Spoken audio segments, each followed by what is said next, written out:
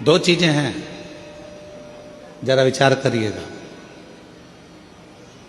भगवान के मंदिर, शंकर भगवान के मंदिर में लोग जल चढ़ाने के लिए जाते हैं। शिव जी के मंदिर में लोग जल चढ़ाने जाते हैं। आप लोग जाते हैं कि नहीं जाते? जम के तो बोलो, जाते हैं। ठीक है। शिव जी के मंदिर में यदि आप जल चढ़ाने के लिए जाते हो और आपने अगर शिव महापुराण की कथा को सुन रखा है, तो कथा में बारंबार आपको सुनने को मिलता है कि ये शिवलिंग शिव है, ये जलाधारी माँ पार्वती जी का हस्त कमल है, ये सामने से जो जल बहता है, राइट में गणेश है, लेफ्ट में कार्तिकेय हैं, बीच में अशोक सुंदरी है। शिव जी के ऊपर जो बूंद बूंद पानी टपक रहा है वो शिव जी की 5 लड़कियां जया, विषहरा, शामली बारी, दौतली, देव है। ये सारा पूरा की पूरा स्थान शिव जी के सामने से, जहां से जल बहकर जमीन पर आकर नीचे जाता है, वहां पर 33 कोटि देवता विराजमान हैं। शिव जी की पिंडी पे से जल गिरकर जब नीचे की ओर आता है और जो मोटे भाग से जल नीचे आता है, वहां पर सारी 64 योगिनियां हैं, सारी देवियां विराजमान हैं। अब जो समझ गया वो शिव मंदिर में जाकर ना गणेश जी को ढूंढता है, ना कार्तिकेय को ढूंढता है, ना पार्वती को ढूंढता है। ढूंढेगा क्या? जम के बोलो जरा। नहीं। ना वो कार्तिकेय को ढूंढ रहा है, ना वो श्री गणेश जी को ढूंढ रहा है, ना वो पार्वती को ढूंढ रहा है। अब जिसके दिल में ही शिव नहीं बसा है, जो भगवान शंकर को जान ही नहीं पाया, वो मंदिर में जाकर क्या करता है? एक लोटा पानी लेगा, शंकर जी पे भी चढ़ा देगा, उसी पानी में से गणेश जी को भी चढ़ा देगा, उसी पानी में से पार्वती जी को भी चढ़ा देगा, उसी पानी में से कार्तिकेय जी को भी चढ़ा देगा। अरे भैया, अगर शिव महापुराण की कथा सुनी है तो शंकर की कथा में आता है, जहां शिवलिंग है, जहां शंकर विराजमान है, वहां जल पूर्ण समर्पित कर दो, सारे देवताओं में अपने आप पहुंच जाता है। उसको देना नहीं पड़ता, उसको पहुंचाना नहीं पड़ता।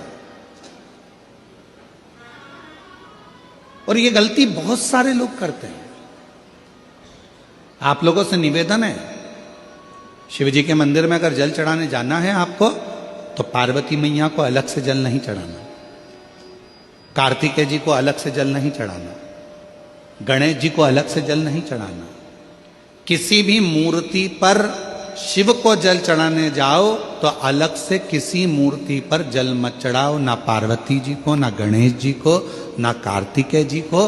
अगर जल चढ़ाना है तो केवल देव अधिदेव महादेव पर चढ़ाओ, वो जल सारे देवताओं तक अपने आप पहुंच जाएगा, उसको पहुंचाने की जरूरत नहीं है।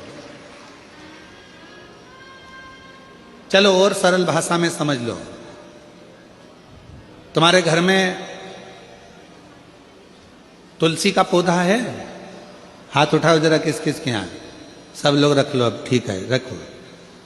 तुलसी के पौधे में पानी कौन कौन देता है?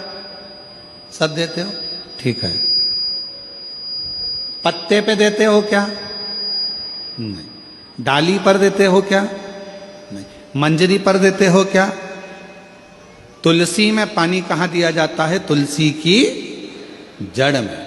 जड़ में पानी दे दिया तो वो तुलसी के पत्ते पत्ते में पानी पहुंच जाता है, मंजरी में पानी पहुंच जाता है, वृक्ष की जड़ में पानी दे दिया तो वो पानी सब दूर फल में, फूल में, डाली में, पत्ती में, सब जगह पर वो पानी पहुंच जाता है। उसी तरह जैसे जल जड़ में दिया जाता है, पानी जड़ में दिया जाता है, तो वो सब जगह पहुंच जाता है। उसी तरह शिव मंदिर में केवल शंकर भगवान पर जल चढ़ाया जाता है तो वो सब देवताओं तक पहुंच जाता है,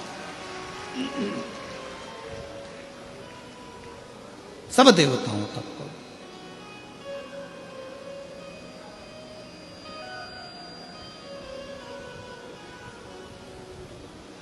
और शंभु शरणे पड़ी, मांगू घड़ी रे घड़ी, दुख काटो दया करी दर्शन आपो शंभु शरण करी मानो घड़ी रे घड़ी दुख काटो दया करी दर्शन आपो शंभु शरण करी मानो घड़ी रे घड़ी दुख काटो दया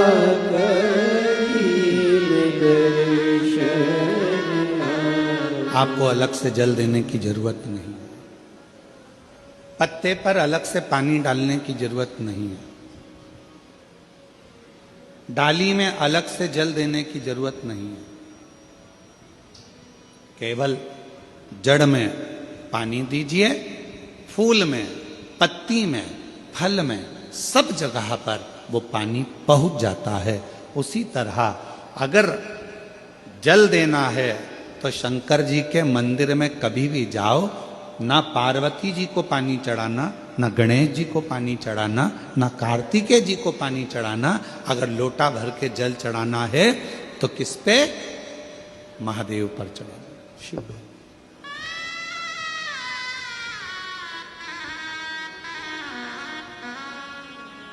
गलती तो नहीं करोगे? बोलो तो जम के। कहां जल चढ़ाओगे? शिव जी का। अब कई लोग पार्वती जी कपड़े पहनी है, वस्त्र पहनी है, तो भी पानी चढ़ा के चले जाते हैं। गणेश जी वस्त्र पहने हैं तो भी लोग पानी चढ़ा के चले जाते हैं। कार्तिकेय जी वस्त्र पहने हैं तो भी लोग पानी चढ़ा देते हैं। ये ठीक नहीं। शिव महापुराण में सीधी सीधी बात करी है, सारी समस्या का हल एक लोटा जल। अब जल कितना लेकर गई हो मंदिर के लिए? जम के बोलो, एक लोटा। अब सियोर वाला महाराज कह रहा है कि एक लोटा जल सारी समस्या का हल। तुम जल चढ़ाते चढ़ाते इतने दिन हो गए, तुम्हारी समस्या का हल क्यों नहीं हुआ? क्यों? क्योंकि तुम पूरा एक लोटा जल शिव जी को दे ही नहीं पा रही हो। आधा जल इधर चढ़ा दूं, आधा उधर चढ़ा दूं, आधा उधर चढ़ा दूं, आधा इधर चढ़ा दूं, तो तुम्हारा तो कहावत ही आदि हो गई कि आधा लोटा जल। तुम्हारी तो कहावत ही आदि हो गई।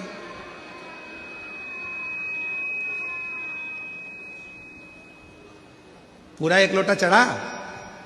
अरे बोलो तो जम के। नहीं चढ़ा, नहीं चढ़ा।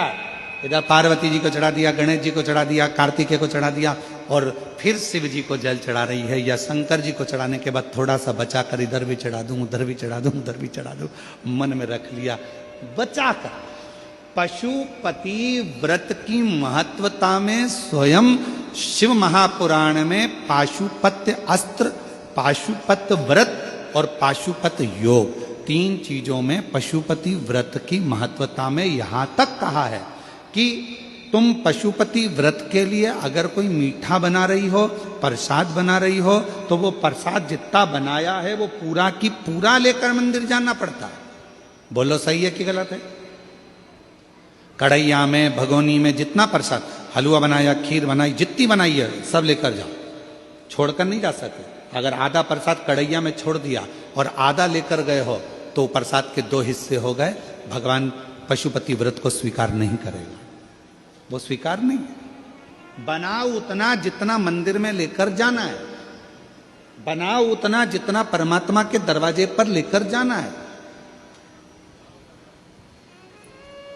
अब हमने क्या करा, बना थोड़ा ज्यादा लिया, आधा रख दिया घर वालों के लिए, बच्चे खा लेंगे इसमें से, पति को दे दूंगी इसमें से, और आधा प्रसाद ले गई मंदिर, मंदिर में ले जाके 3 हिस्से कर दिए। अब विचार करना, मंदिर में ले जाने से पहले प्रसाद के 2 हिस्से हो गए, आधा तो तूने घर में छोड़ दिया, आधा मंदिर में लेकर चली गई, फिर वहां पर जाकर 3 हिस्से हो गए, तो कुल मिला के हो गए 5 हिस्से। तो मतलब ही क्या हुआ फिर उस प्रसाद? और फिर क्या कर रही है, मैंने 4 बार पशुपति व्रत करा गुरुजी, पर ना जाने क्या ऐसा योग बना कि भगवान मेरी सुनता ही नहीं है, भगवान मेरी सुनता ही नहीं है। कैसे नहीं सुने?